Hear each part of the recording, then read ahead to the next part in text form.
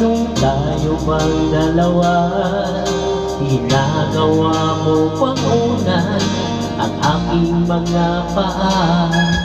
Di ba't sinabi mo pa na kapag tayo'y kasal na, kaya mong ibigay sa akin ang anak na isang dosena?